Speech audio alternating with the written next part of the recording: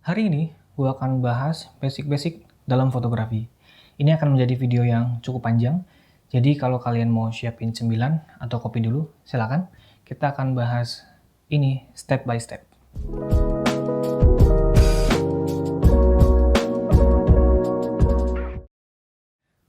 So, let's go with fundamental thing is exposure. Jadi exposure itu adalah kontrol bagaimana foto kita menjadi gelap atau terang. Gua rasa fotografer pemula struggle ya dengan konsistensi exposure-nya, dan gue yakin kalian juga pernah merasakan satu foto hasilnya perfect, exposure rasa pas, tapi di foto lain hasilnya bisa terlalu terang atau terlalu gelap. Oke, jadi exposure dikontrol oleh 3 faktor atau 3 elemen yang saling berkaitan satu sama lain, yaitu ISO, shutter speed, dan aperture. Oke, kita bahas yang pertama yaitu ISO. Jadi ISO adalah seberapa sensitifnya sensor terhadap cahaya. Semakin besar ISO, maka semakin besar juga sensitivitas sensor itu sendiri. Tapi semakin besar ISO, maka semakin besar juga noise yang dihasilkan di foto. Oke, kalau kalian belum tahu noise itu apa, jadi noise itu adalah visual distortion dalam bentuk bintik-bintik atau biasa disebut juga dengan grain yang ada di shadow foto. Maka bukan berarti ISO semakin besar akan menghasilkan foto yang semakin bagus juga. Jadi semakin besar ISO, semakin terang foto, semakin kecil ISO, maka semakin gelap foto. Tapi semakin besar ISO, maka semakin banyak noise, dan semakin kecil ISO, maka semakin kecil noise, atau semakin sedikit noise ya. Jadi itu untuk ISO. Kita ke faktor yang kedua yaitu shutter speed. Shutter speed itu adalah kontrol seberapa lama shutter terbuka. Oke, kita imajinasikan shutter itu sebagai gorden di sebuah pertunjukan. Kalau gorden itu terbuka dan tertutup, maka itu dihitung satu shutter. Semakin cepat gorden itu terbuka dan tertutup, maka semakin sedikit cahaya yang masuk melewati gorden itu. Sama halnya nih dengan kamera, semakin cepat shutter speed, maka semakin sedikit pula cahaya yang masuk mengenai sensor. Kita ambil contoh shutter speed itu 1/1000. Jadi saat shutter terbuka, 1/1000 detik kemudian shutter akan tertutup kembali. Shutter juga bisa terbuka hingga beberapa detik, bahkan beberapa menit. Ini biasanya dilakukan oleh fotografer astronomi. Oke, untuk memberikan gambaran ke kalian, gua mau kasih contoh. Di sini gua pakai Nikon D5100. Di sini gua set shutter speednya itu 1 detik. Ini hasilnya kayak gini.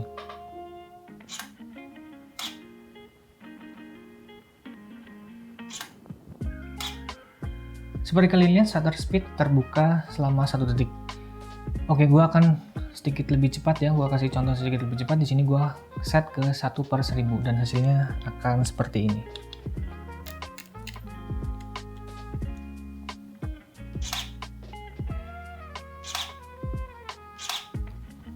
Nah, kalian bisa lihat kan perbedaannya? Jadi semakin lama shutter terbuka, maka semakin banyak cahaya yang masuk ke sensor, dan berlaku sebaliknya.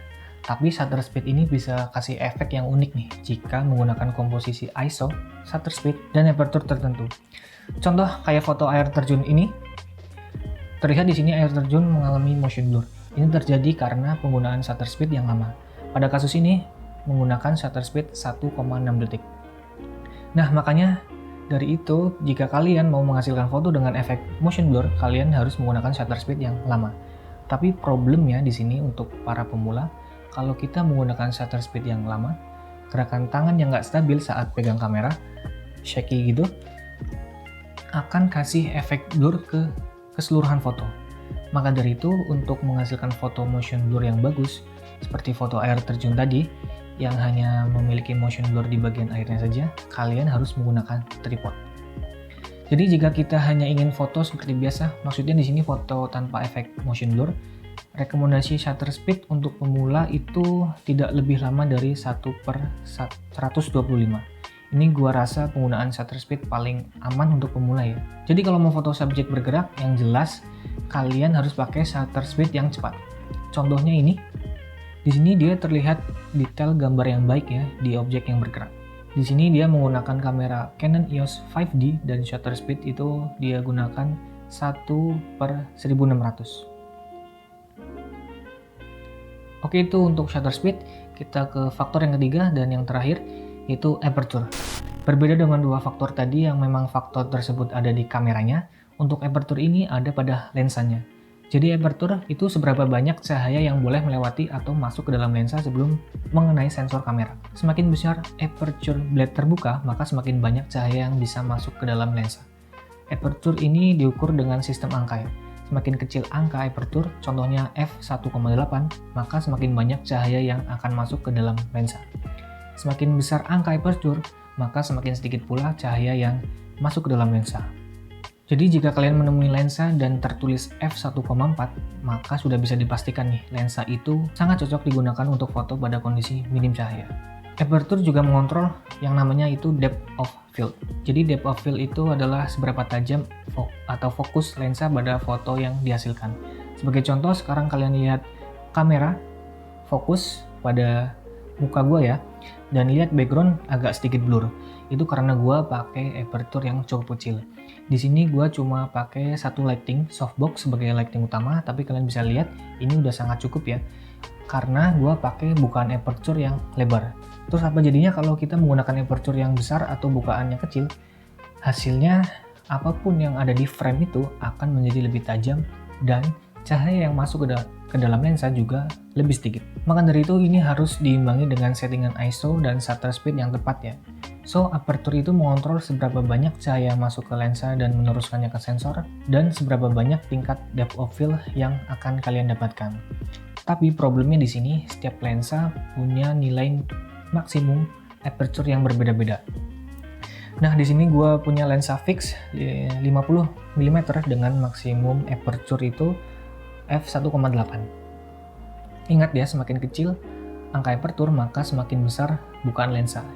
Ini artinya tingkat maksimum cahaya yang bisa masuk ke dalam lensa maka akan semakin banyak juga nih. Ya, itu dia 3 faktor atau 3 elemen penting dari exposure. So, I hope this video bisa membantu kalian para fotografer pemula untuk memahami exposure dan mendapatkan konsistensi exposure pada foto kalian.